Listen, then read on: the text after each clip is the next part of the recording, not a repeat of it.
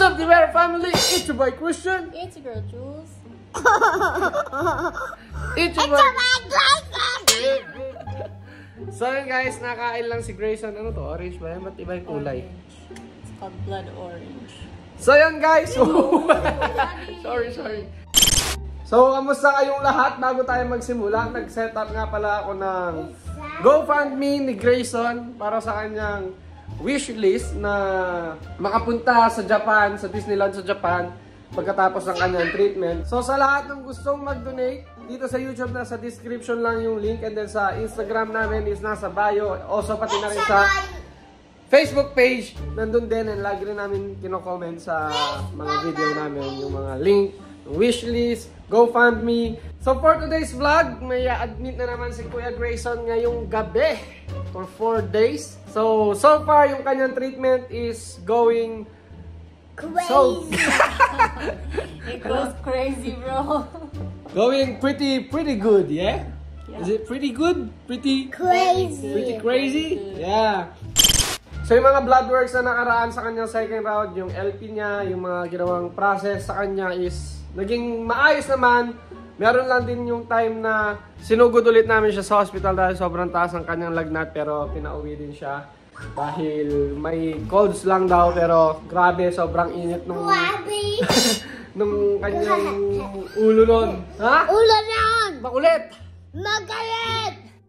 So kung napapansin nyo, hindi pa nalalagas yung buhok ni Grayson. Tinanong namin kanina sa doktor kasi nasa hospital kami. At pinauwi lang din kami ngayon kasi hindi pa namin alam kung may admin siya ngayon o bukas. So nilagay na rin yung kanyang port dito. Nandito na rin yung kanyang tube. Basta nandun na ito, nakalabas ko na. Yellow. So yan. I-explain sa inyo ni Aling Huling mamaya kung para saan yung third round na to. And bakit mag-i-stay ng 4 days si Grayson sa hospital simula ngayong gabi. And kung tatanungin nyo rin si Asher, susunduin ko si Asher sa daycare ngayon pagkatapos namin mag-intro lang. At may 4:30 na ng gabi. Kailangan namin pumunta sa hospital ng before 8. The-drop off pa namin si Asher kila mama. So yun, thank you kay mama at tita dahil sila magbabantay, maghahatid. Kay Asher, habang nagtatrabaho si Manong Chris, tapos ako rin pipick up. So ganun din the next day. And yeah! Ganito niya kinakain yung orange guys. Yung lasa lang kinukuha niya. Orange juice. Yeah. So bali nawala na rin yung kanyang appetite sa pagkain dahil nung nag-steroid siya, doon lang siya lumakas kumain. Tapos ngayon, bumalik na sa normal lahat, nakatakbo na, kakulitan niya, and then yung pagiging, yung as a toddler, yung mahirap pakainin. So for his third round of chemo, he has to be admitted for the first 4 days taking the medication just to make sure that his body is responding well to the medications. And after that, we'll have to go back to the hospital every 3 days. So he's gonna be hooked up to a bag of fluids, the medicine, the chemo medicine, for the next 28 or 36 days, I can't remember exactly, but he's gonna have a little backpack, and that's why we have to go back to the hospital every 3 days to get the bag changed and make sure he still has all of the liquids that need to go into his body. Yeah, so after that, they said it's gonna be a pretty relaxed month for the appointments and all that because we don't really have any procedures to do besides the backpack. We're just gonna be at the hospital more often. But you don't mind the hospital. You did great today, right? Yeah. Are you a robot? Wait. So back to me, pupunta na ako at para sunduin si Asher sa daycare dahil mamalate kami. Hey!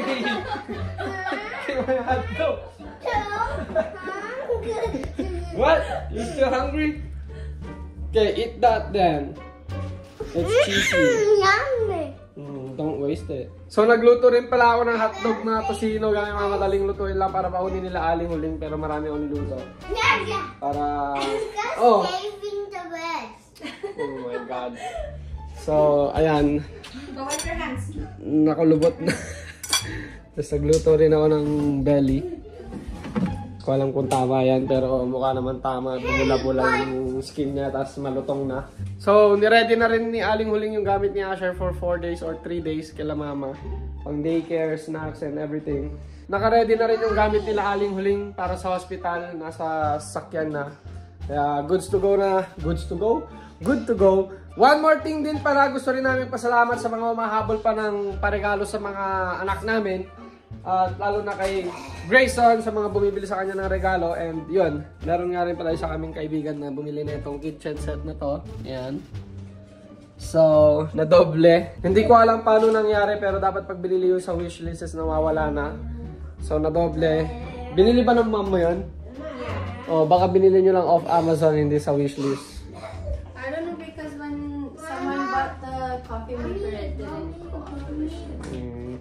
So, yung itsura ng box na yun, ganito yung laman niya pag nabuo. Ayan. Yan yung kitchen table na yun. But anyways, thank you sa kumpare ko and kumares. Ganito na ulit ang bahay. Simula nung bumalik yung sigla ni Grayson. Nung hindi na siya nag-steroids. Diba dati, napansin nyo nung sobrang taba yung mukha niya. Nung steroid siya. Nakaupo lang siya dyan. Lagi namin binubuhat, hindi naglalakad. But now, marami na siyang energy. So, thank you. Thank you sa inyong dasal. Kakarating lang namin dito sa hospital. Sa setup lang si Aling Huling. For me. Medyo malaki-laki.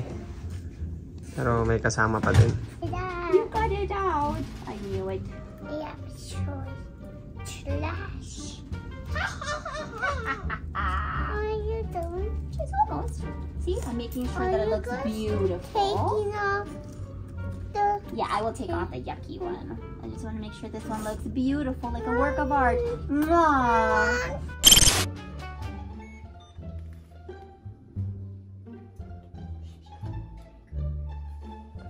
Come here and turn around. Uh-oh. Your backpack is falling off.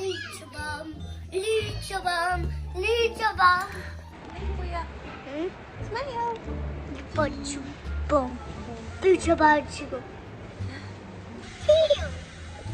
Excited to go home? Say see you. So medyo naputol tong vlog na to, medyo natagalan dahil lahat kami ay nagkasakit dahil sa batang to. Siyempre siya nagbe-daycare pero nagka-flu kami lahat. Grabe yung sakit na yun, parang COVID yung pakiramdam namin. Nagkasakit din si Grayson. So gaya nga ng sabi namin, pag nagkasakit siya, pupunta sa emergency. But then, sa awa ng Diyos, hindi naman siya in-admit. Pinag-stay lang siya dito sa bahay kahit like inuubo, may sakit na nag-prescribe lang ulit ng gamot para sa kanyang ubo.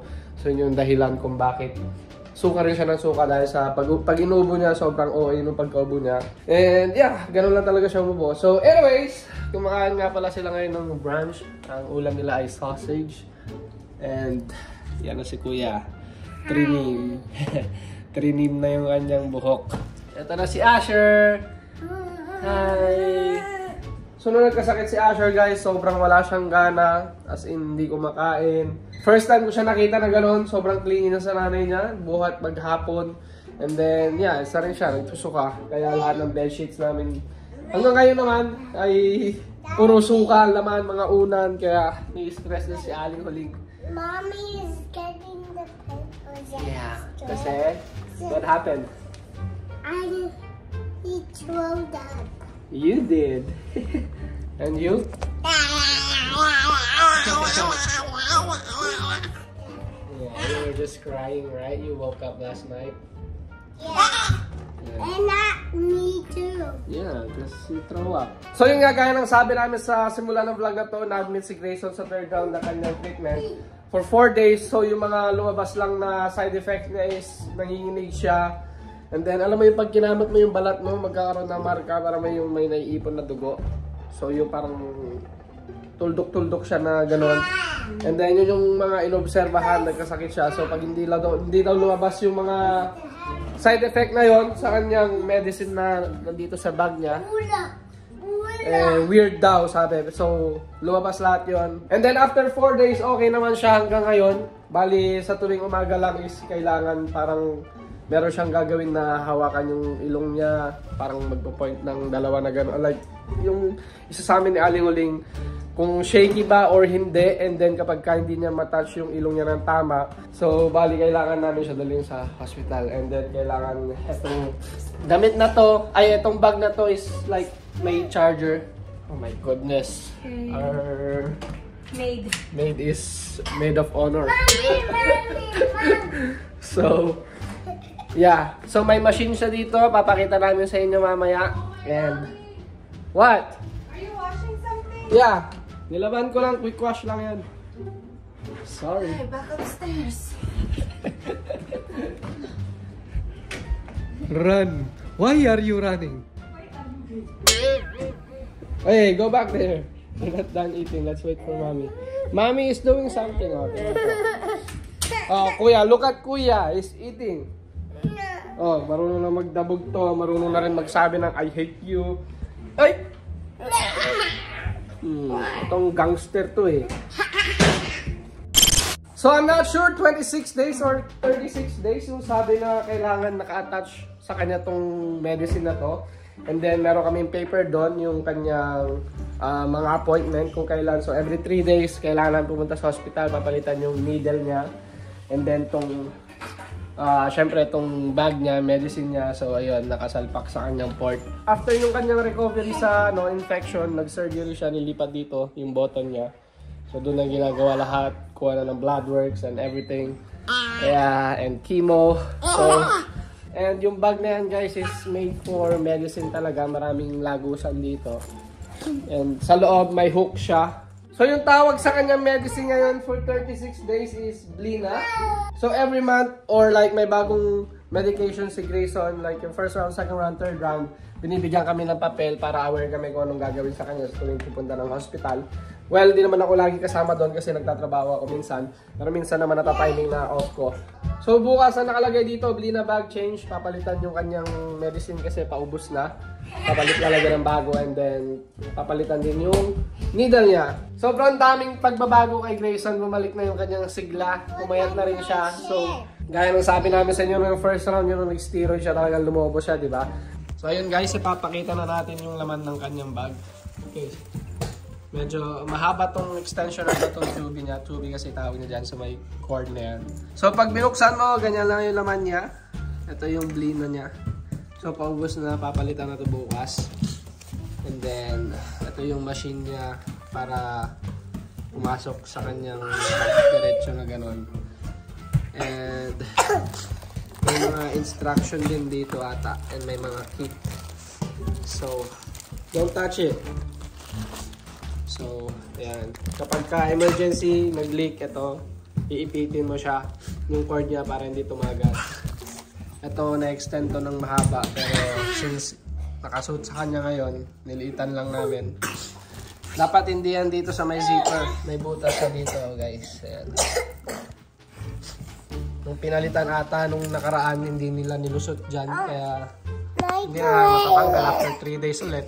Medyo mabigat siya, kaya minsan, mga ngawit talaga si Grayson. So kung napansin nyo, may couch doon. Pinag-iisipan namin kung ano itikip pa namin. Kung yung gray ba or yung like yung nandito talaga dati. So medyo masikip pa ngayon yung sala.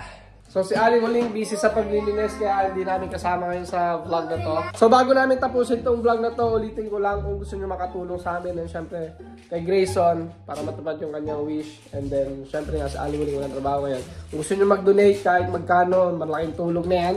So nasa description yung link ng GoFundMe ni Grayson. So may mga nag-donate na rin, nasa 20% na ng goal namin. So maraming salamat sa mga nag-donate na and sa mga magdo-donate pa lang. Sobrang na-appreciate namin yung inyong donation. So lahat ng donation na yon 100% mapupunta sa kanyang savings, nakarekta yun sa kanyang account. Thank you for the donation with me. Yeah. Say thank you to Ash. Okay. So, see you na lang ulit sa next vlog namin or sa next update namin for Grayson. Maraming salamat sa inyong panonood. Mag-ingat kayong lahat. God bless sa ating lahat. Keep praying for Grayson. Keep praying din sa kanyang kapatid. And then, syempre sa amin na palakasin ang loob namin. So, yun lang. Diyan na tayo magtatapos. Maraming salamat sa inyo. Paalam! Peace! Say peace! Say peace! Peace.